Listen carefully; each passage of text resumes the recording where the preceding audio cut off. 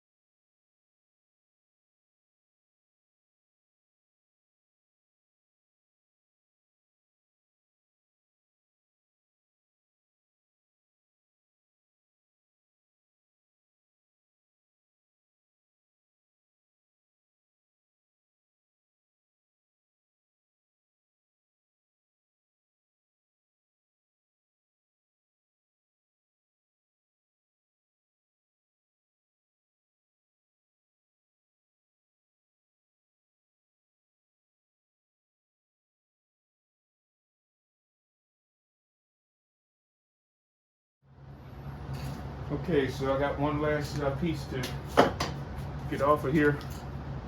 One thing you might notice, if I were, we say the original carving type way, this was how you could make a basket. You just take out all of this, get this nice little shape, and that could be a basket.